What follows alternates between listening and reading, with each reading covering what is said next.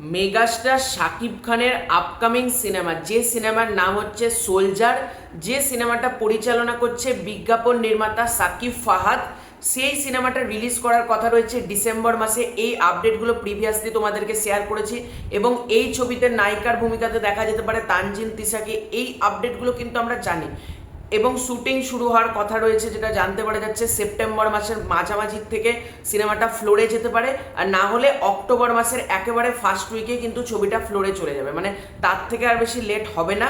এবং এই ছবিটার অফিসিয়াল অ্যানাউন্সমেন্ট আসন্ন 1-2 সপ্তাহের মধ্যেই কিন্তু আমাদের সামনে আসতে চলেছে। তো গতকালকে প্রিন্সের একটা আপডেট, মানে প্রিন্সের একটা ফার্স্ট লুক পোস্টার এসেছিল বেসিক্যালি, এবং বেশ অনেকটা রাত করেই একটা খবর সোশ্যাল মিডিয়ায় সার্কুলেট হয় যে মেগাস্টার শাকিব খানের সোলজার সিনেমাতে অ্যান্টাগনিস্টের ভূমিকাতে আমরা দেখতে পাবো নান আদার দ্যান চঞ্চল চৌধুরীকে। এবার চঞ্চল চৌধুরী তুফানে যেটুকু টাইম ছিল কাঁপিয়ে রেখে দিয়েছিল, সিরিয়াসলি বলছি, যে একটা যদি সুযোগ দেন তুফানকে পুরো খেয়ে দেবো। তারপর তুফান খুব ভয় পাইছি রে, তারপর না তুফান অনেক ভয় পাইছি রে, শেষের ওই সিনগুলো। এবং চঞ্চল চৌধুরীর যেরকম অ্যাটিটিউড, মানে চঞ্চল চৌধুরী যেরকম আসছে দুষ্টু কোকিল ডাকে রে, ওই সিনগুলো চঞ্চল চৌধুরী মানে হেভি করেছিল, হেভি। এবং শুনতে পাওয়া যাচ্ছে এই ছবিতে নাকি চঞ্চল চৌধুরীর ফুল ফ্লেজ রোল থাকতে চলেছে, কারণ তোমরা যদি তুফান দেখো, তুফানে কিন্তু চঞ্চল চৌধুরীর শেষ মুহূর্তে এন্ট্রি নেয়।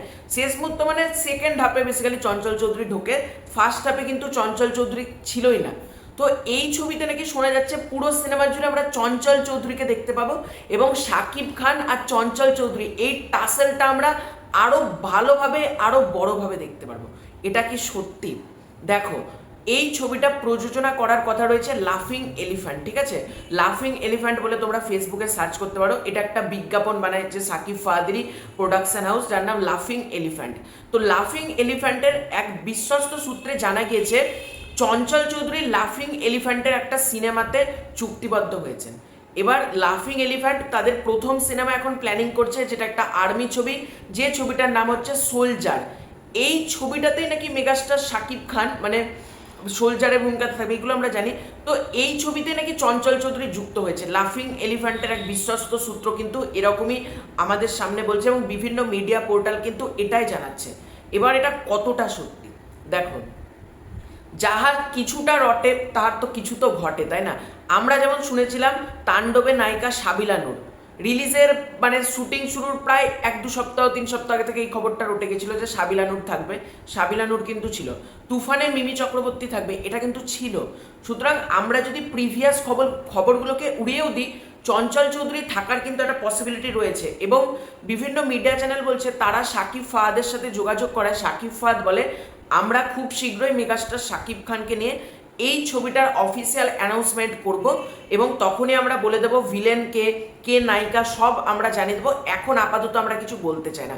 এটা সব প্রোডাকশন হাউস, সব ডিরেক্টর, সব পরিচালক এটাই বলতে চায়। এবং এই ছবিটা কিন্তু প্রডিউসও করছে শাকিব ফাহাদ, ঠিক আছে? শুধুমাত্র শাকিব ফাহাদ যে ডিরেক্ট করছে এমনই কিন্তু না, শাকিব ফাহাদ কিন্তু এই ছবিটাতে হাউসকে যুক্ত করছে লাফিং এলিফ্যান্ট। এছাড়াও আরও 2-1টা প্রোডাকশন হাউস কিন্তু এই ছবিটাতে থাকলেও থাকতে পারে।